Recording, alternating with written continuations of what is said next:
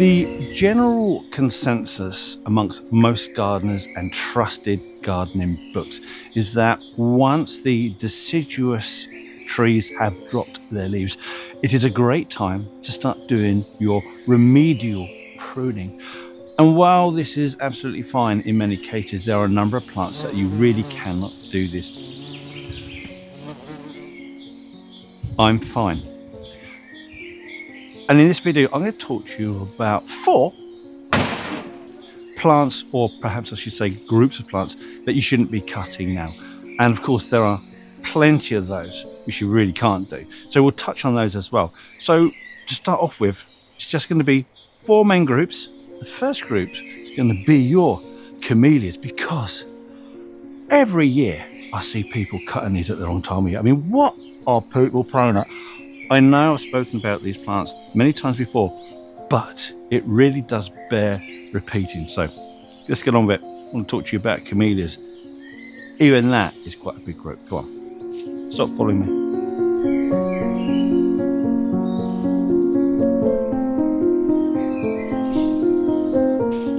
For some reason, I know what the reason is, many people seem to cut their camellias at completely the wrong time of year. There is only one time of year, and it really does depend on which camellia you have, and that is immediately after flowering. I say that in regards to if you want your camellias to flower next year as well. If you're only worried about cutting back an overgrown specimen that is terrible, then that's absolutely fine. You really can cut it now. They're extremely vigorous. They'll bounce right back. But for most people, they want the flowers. And depending which species or cultivar or hybrid you have, that flowering period is going to be at different times of year. For example, the Sasanka genus and its hybrids, they flower, you can consider it really early on in the season or at the late end of the season. I mean, I've seen some forms of this flowering already in October, but November, December, you will see it. The thing with camellias is this: once they have finished flowering, the plant then diverts its energy from producing blooms into producing new growth. And on that new growth will be produced the baby embryonic, it's not an embryo, embryonic flower bud, which will take about 9-10 months to grow in size, ready for flowering come the following spring. So if you cut your camellias at any time from once the new buds have been produced straight after flowering to when it flowers again, you're removing all that bud. And although it is possible for some plants to have enough energy to reproduce some more new growth with some bud on it, on the whole, you've lost it. And the later on in the year you do it, the less chance you have it of putting out new flowering buds. So it really is a time-sensitive cut with camellias. Like I say, if it's a messy, straggly specimen, looks awful, you can cut it back. It's really, really robust. But other than that, you only cut these immediately after flowering. But this is the reason why people cut these at the wrong time of year. Look, let me show you. Look, you can see the buds, they're big and fat. Now, I know they are green, so if your eyesight's not too good, you might not be able to see those, but let's be honest with you, they're pretty obvious once you know what you're looking for. But the further into the season you go, they start producing this quite vigorous, elongated growth, and that, one could say, is quite messy. So you can see why people would be tempted to get their secateurs out and start having a cut through to tidy it up. But all these buds produce on the terminal bud, which is your last bud. So wherever you cut, you're removing these flower buds. So just be really, really careful. You won't be the first to do it. You certainly won't be the last to do it. But like I say, if you want to get a decent flowering display from your camellias year after year, only cut immediately after flowering. Don't cut now. Not unless you've got one of those really late flowering, or early flowering, if you want, Sasanka cultivars or hybrids that have just finished. That's the only time I'm going to allow you to have that. Right, let's get on with the next one.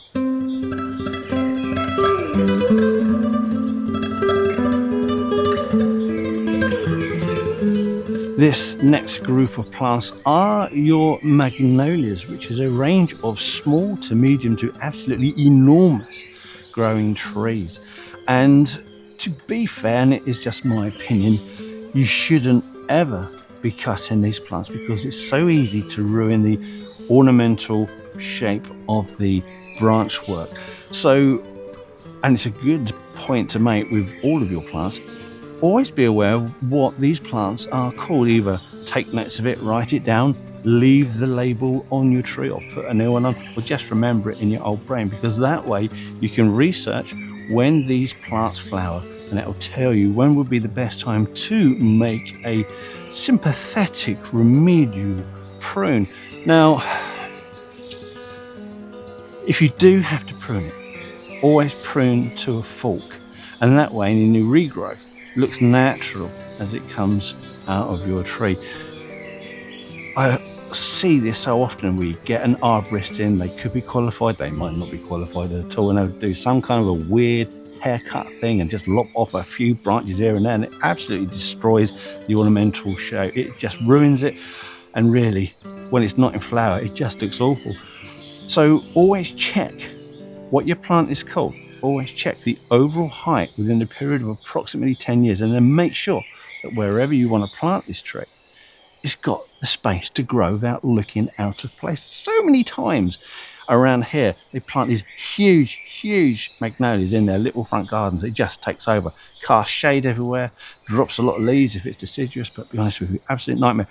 But the reason why you want to know what these named varieties are is because it has a really wide flowering period throughout the year, really from the spring to the end of the summer. It really does depend which tree you have. So you need to be aware of that, otherwise you'd just be cutting off flowering shoots and the flowering wood without knowing what you're doing. And again, the following year, you've got an awful looking tree, you've got no flowers on it, you've just ruined it. So, to continue,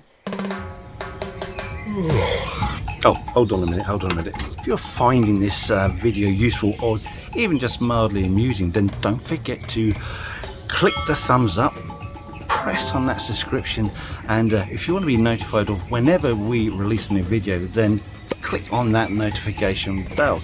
It helps us more than you know, and it allows us to do stupid visits like this in the future. Anyway, let's continue to find out what old boiled butt has to say. Put my bloody glasses back on. Too hot, too sunny. It's too lovely.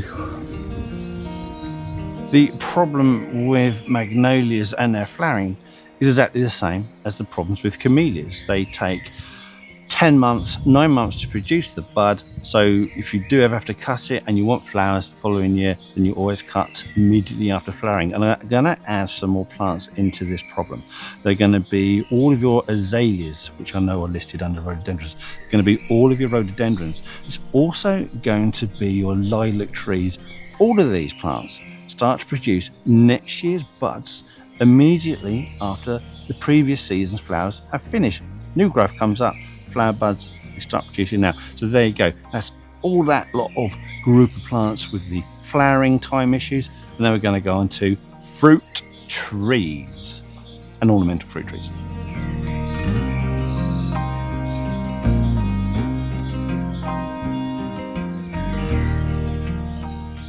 So the first fruit trees I want to talk to you about are your apples and your pears. The problem is in the autumn it's still really quite mild, very damp, and there's a high risk of infection from a really nasty fungal infection known as fire blight. It's quite easy to see. You do get these sections of the plant where you get blackened, drooping leaves. It's called fire blight because it looks like there's been a fire underneath it and it's burnt them. You can't spray for it.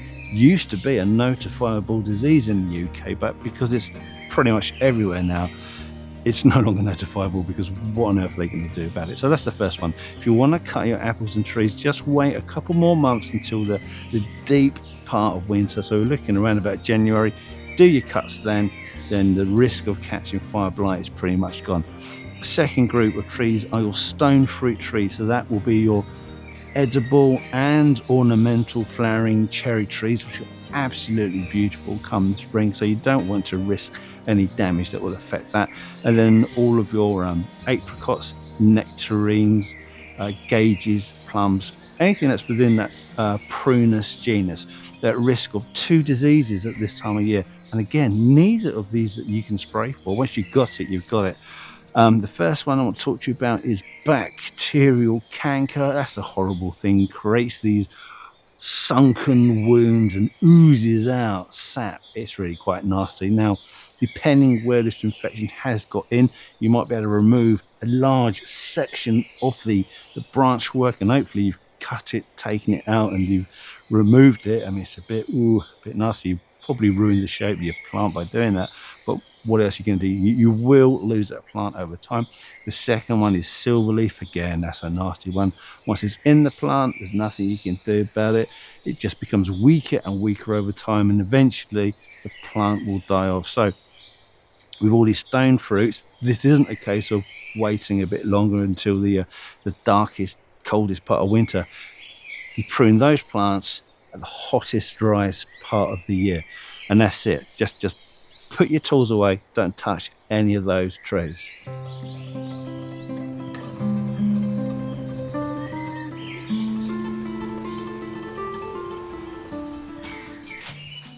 Now, your fourth group of plants, so we are at the end now, are all those trees that are prone to weeping sap heavily if you cut them at the wrong time of year. And now is the wrong time of year. Yes, I appreciate they've all dropped their leaves and look dormant, but believe me, they aren't. The sap is still strong. If you cut into them, you'll weep sap. That's going to cause 2 main problems. First, it's going to weaken your plant come the following year, so you don't get the displays you're expecting. And also, these cuts, with all the constantly weeping and not healing, are going to leave them open to pest attack and fungal infection. So we just keep away from it. If you want to cut them again, you'll have to wait really till the end of the winter, around about January time. So we're talking about your maples. I'm not just talking about your Japanese maples, your acers that are a bit shrubby. I'm also talking about your big trees like sycamores in Europe, or your Canadian maples. All of these plants, you don't cut these yet. And we're also going to be talking about your walnuts. So if you're producing walnuts in Europe or North America, again, don't be cutting these right now. And one of the biggest problems we see are your birch trees, because again, you get these arborists, they might be trained, they might not be. Now just cut your birches willy-nilly, entirely destroying the shape. So once again, whenever you're pruning these big trees, you always cut sympathetically and take your cuts at the fork so any new growth comes back out naturally. None of this haircut, trimming or lopping off of branches. We just don't do it. And you can probably include willows in there, because again, they can be a bit of a problem. So there you go. Those are all the plants that I want to talk to you about that you shouldn't be cutting out. But of course, there are plenty of others. And if you want to add those, stick that in the comments. We would really love to hear from you, especially because these videos are viewed throughout the world, not just the English speaking parts of the world, but also the ones that don't, because YouTube is that clever that I can now speak in multiple languages that I really can't, but it makes me look quite clever. Cleverer, a bit more, less stupid. Anyway, thanks for watching. See you in the next video. Goodbye.